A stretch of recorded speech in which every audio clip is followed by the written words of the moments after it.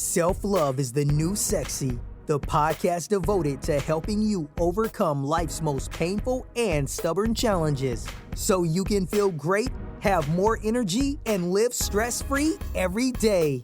To reach your full potential, simply work with the powerful spiritual principles that are readily accessible to everyone. It's easier than you think, and on today's show, W. Mark Watts is going to show you how starting with self-love is the key to joyously and harmoniously making that happen. Hey everybody, it's W. Mark Watts. I want to say hello, welcome, and thank you for hanging out with me for another episode of Self-Love is the New Sexy.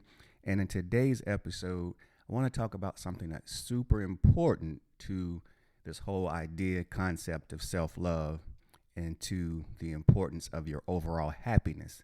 And that is knowing your value.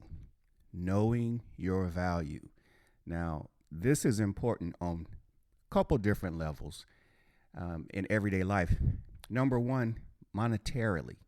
Monetarily, it's important that you know your value because when you go to interview for that job or when you start a business and you have services, then you need to know what you deserve to earn from your work. Either way, whether you're working for a company or whether you're offering services in a business of your own. And then number two, you also need to keep your eye on what services and what particular jobs or items should relatively cost, what are their value, so that you know that you're getting an equitable deal when you purchase them.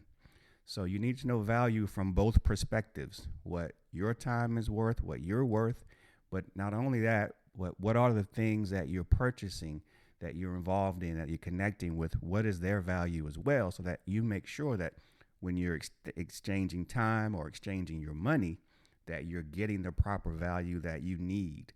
So big point or a big reason why this topic came up for me today was when I started my businesses. You know, oftentimes if you don't come from an entrepreneurial family background or you're not really familiar with it, I had an issue with what I wanted to charge. First of all, charging for my services. And then what should I charge? Because if you're used to exchanging your time for money, you know, you're used to working a job, it's oftentimes difficult when you make the transition or as you're making the transition to know just what your services are worth and what you should charge, which ultimately boil down to, you knowing the value of what you give.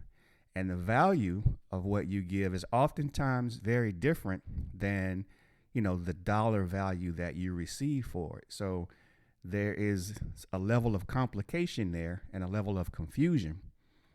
And it took me a while to learn that. And in some instances, I'm still learning that.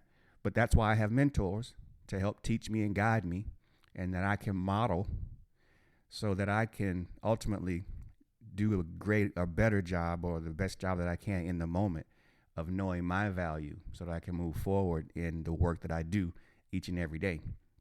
So if you don't know your value, then it's very easy to get shortchanged. It's very easy to come up short.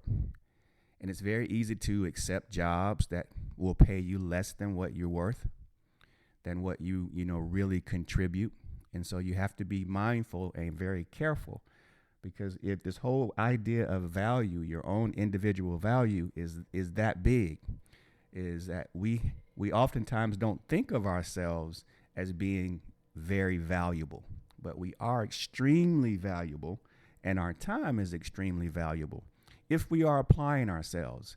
So if we are doing what we're supposed to do, if we're using our gifts and our talents to the best ability, if we're focused, if we do things in a timely manner.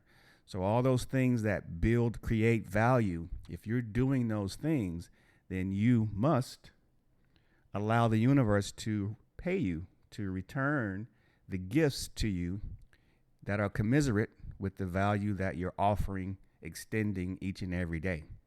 So knowing your value is very important. And when you don't know your value, it's very easy to become upset, to become disenchanted, to become unhappy in situations. And it's not anyone else's fault. It's always our job to know our value and to demand our value, because when we know and demand, and of course we serve in a manner that's, consistent with what we deem our value to be, then we will get it. We have to trust and believe that. Now, when we aren't getting that, then we get angry at other people. And it's not another person's job to know your value or to offer you what you deem your value is. It's your job to know that value, to ask for that value, and to accept that only that value. Many times, even when I first started out, I remember there would be times when people weren't willing to pay what I was asking, and probably I didn't do a good enough job of helping them understand my value. I wasn't fully feeling the value that I thought I deserved, so there was confusion on my part, and therefore there's confusion on the other person's part. And so what ended up happening was I would lessen my value to meet their standards or to meet what they were willing to pay. And then that becomes problematic, because when you do that, that person automatically devalues you, which means they're going to deal with you in a less than valuable environment. They're going to devalue that whole experience, which means they're not going to get as much out of it as they should. You're not getting out of it what you should. So that whole experience is not what it could be, simply because I didn't know my value and I didn't do a good job of explaining it and demanding it. And when you do that, you end up with a less than ideal situation.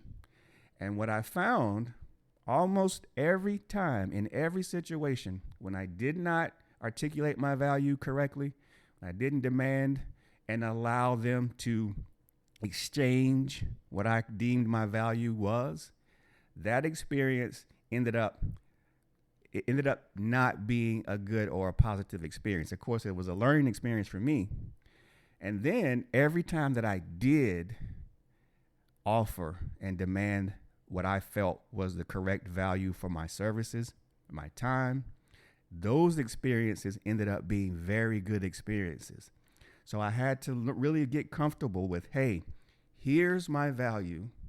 Here's how I exchange that with you. Now, you have the opportunity to exchange with me in order to receive the value that I'm offering. If we can't agree there, then we may not need to do this. It's best that we not do this. It's best that you work with someone else, and then I work with someone else. And every time, I can tell you, every time that I've done that, it's worked out in my favor. Every single time. Even though there are times when you think, oh, I really want that sale, or I really want to work with that person because they're nice, they're this, that, and the other. It just doesn't work out, because the relationship starts out in a devaluing environment. So they have to understand your value. You have to understand it. You have to articulate it. They have to be willing to accept it. There has to be a mutual agreement on the shared value. If not, then there is an opportunity there for things to go downhill. So I want to close on this, is understand your value. And if you don't know what your value is, what I started doing was, in the very beginning, was I would look at people who are doing the same types of things that I do or I aspire to do, find out what they thought their value was, what types of products and services they were offering, and how much time were they spending doing those services, performing those services. And then I would model what, I would then look at what I was offering, make those things comparable when possible to what they were offering, and then I would create a value based on those items. And then the last thing about this whole value thing is, when you're offering products and services, you want to look at what accomplishment, what achievements, how are you really helping them? What is the value that that person or person's group, what can they potentially get from working with you or using your products? What is the value of the end result? Because we're in a result-oriented environment.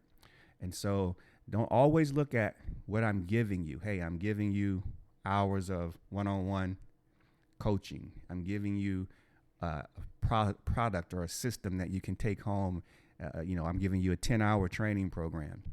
It's more than that. It's what is the value of what you receive? What are they receiving as a result of working with you, as a result of using your product? That is a lot more valuable than that thing, that hour itself. So we have to not only look at it from the level of here's what I'm offering you, here's what we agreed to do, but then also look at what can you achieve? What will you gain? What's the long-term effects of what you will receive by buying my product or working with me? And when you look at it from that perspective, that is a huge value. And so that's also the thing that you have to keep in mind when you're working a job is the work that you are performing. What's the long-term, what's the bigger picture value? When you are positively and directly affecting a longer term value proposition for the company, then you are more valuable for the company. So the more you can contribute not only to the daily, but to the bigger picture, the overall production, the overall economic status of the company, that means that you're more valuable to that company. And therefore, you should be compensated accordingly. So I'm going to end on this. Start to think about your value. And if you don't have any idea, look at people who are doing similar things that you're doing, model what they consider to be their value, do the research, then come up with your value, and then start to demand that value. Start to prove if you're not already doing it. If you're already doing it, highlight that value to the people who are responsible for paying you so that they can recognize it, confirm it, and then pay you accordingly. So what's your value? Find out what your value is and be firm and demand that from the universe. And before you know it, you will get that and more. All right, folks, been great hanging out with you. Hit me up on social media, wherever you find me. It's a conversation. So let me know what what steps you're taking toward receiving the value, your own personal value, and what are you willing to offer for that? How is that working out for you? All right. I'll talk with you all again soon. Be good now. Bye. You've been listening to Self-Love is the New Sexy with W. Mark Watts. If you enjoyed today's show, be sure to tell a friend. Also, make sure you never miss an episode by subscribing to our show on Apple Podcasts, Stitcher Radio, or wherever you listen to podcasts.